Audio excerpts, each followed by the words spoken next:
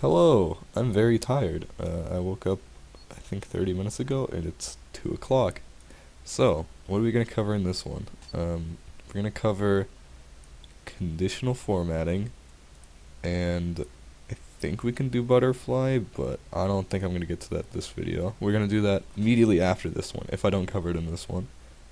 So, what do we have so far? We have dynamic pictures, we have sliders, we have drop downs, we have buttons. I think that's all we have so far, and that's good. That means we're getting somewhere. So let's go ahead and get into this conditional formatting. So let's say we wanted to make something that's like the cat compare the cat comparer. So what are we going to do with this? We're going to have it compare two different cats, and it's going to show us which one's better by using conditional formatting, and that's good because that's points for us, and points for us is usually a good thing. So we're going to go ahead and do that. Let me make that a little bit bigger. There we go. So where do we start with this? Well, first let's copy all of these and just throw that down here and center it. After that, we're going to copy this exactly, and we're going to paste it, and we're going to do that on both sides. And I'm going to take this time to realize that I didn't leave enough room here, so I'm going to go ahead and I could probably make this bigger. Yeah, there we go. Alright, so now we have a little bit more room to work with. I should bring this here. I'm not really trying to go for the whole perfect looking dashboard during these tutorial videos. This is the type of thing that I kind of expect you guys to be able to do on your own, because I'm pretty bad at making stuff look good. So yeah, it's up to you guys. What do we do here? What we're going to do here is we're basically going to use exactly what we used here, but down here, and that's good for us because that means that we can actually skip a few steps because we don't have to worry about anything that we're doing as of right now. This is actually just copying exactly what you did before into another spot. And that's pretty nice. So what did I have here? I have this. And the reason I'm doing this is because for some reason it actually broke it when I copied it. I don't know why. Stop. Okay. Whoa, oh my god. Calm down. Alright, this should not be as hard as it is. What I'm just doing is I'm copying everything from there into here. There we go. So now it shows the data for this type of cat. A good thing to do, I think, is to put the name of it right above it, and that way it makes a little bit more sense. So the way we can do that is we can just equals and our cell where we converted it to a string, and there we go, we have that now. Cool. Also set this so that it actually is aligned to the right. That way it's going to look a little bit nicer once we start getting through with everything. Alright, so what is this picture here for? What we're going to do is we're actually going to make another combo box, and we're actually going to essentially duplicate what we did before when we made our first combo box, when we converted it to a string and all that other stuff. We're pretty much just going to do that one more time, and there we go. And that's actually all there is to this part. So go to input range. We want these values, and our cell link, set that to wherever you want, but I'm just going to set it right here so that I know where everything is. Now then, this is affected by this as well, so if we have that and we hit refresh, it only shows these, so that's already good. Now then, let's have the American short hair, because why not? Oh, it's not refreshing, I see. Oh wait, it was refreshing. That was the right one. Okay, whatever. Abyss, yeah, however you pronounce this.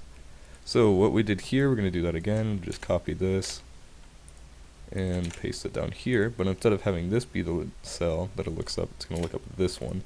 So now we can change this independently of the other one. but this doesn't change yet, and that's correct because we haven't assigned it to change yet. So instead of having this, we're going to have it equal picture 2, but picture 2 is not defined yet.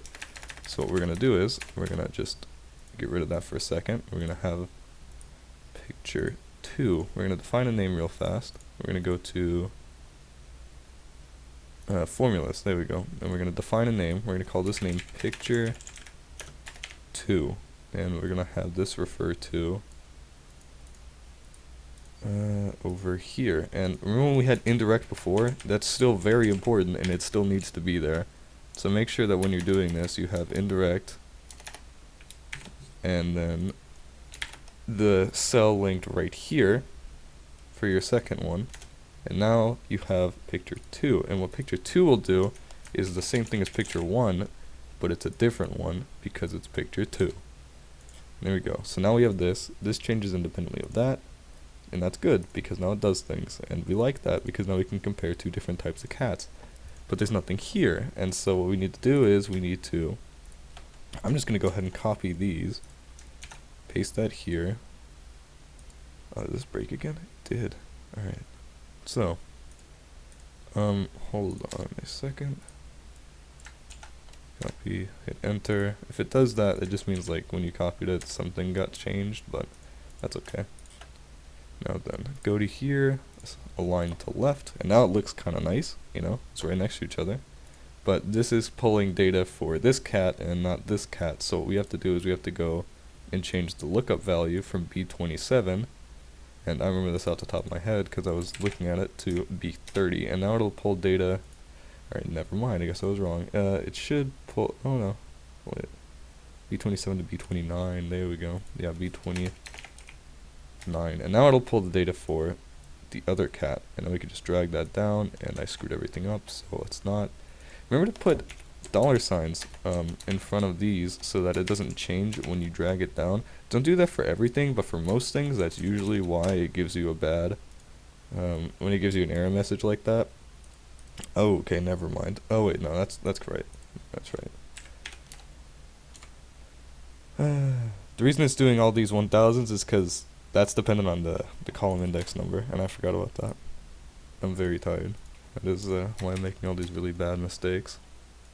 It's formatted as a, what's it called, a dollar, or a currency value right now. We're going to fix that in a second. While I'm doing this, you should just take this time, I'm pretty sure, to do what I'm doing, but do it better than me, because I'm making mistakes here. Normally this is the type of thing that I would just edit out, but I'm poor, and I don't have editing software.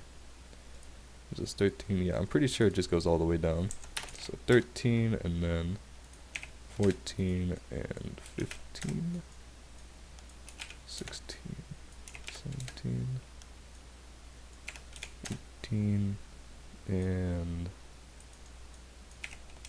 19. Cool. So, bring these out of currency, bring it to general real fast. All these things that are less than 1, I'm pretty sure is supposed to be percentages, so all the way down to here, except for lifespan. There we go. Bada bing, and there we go. So now we have this, but there's too many zeros, so fix that real fast. Cool. So what do we have now? We have something that changes based on another cat. So that's cool. But we don't have anything yet. And so far, nothing's actually been covered about conditional formatting. And that is correct, because conditional formatting is just, it's very time consuming because there's no quick way of doing it. I'll show you one example and then I'm going to do the rest off camera because it's actually just that. It's just that time consuming. So, I didn't explain any of what I just did. Select the cell that you want to format, go to Home, Conditional Formatting, and hit the drop down and say New Rule. And there's several ways you could do this, but the way that I found is best for what this is only format cells, or format only cells that contain, and then format only cells with cell value greater than, hit this button, and then click that, hit enter, format, and color should be whatever color you want it to be when it's higher than that. So this green's kind of bad, but what can you do? Hold on.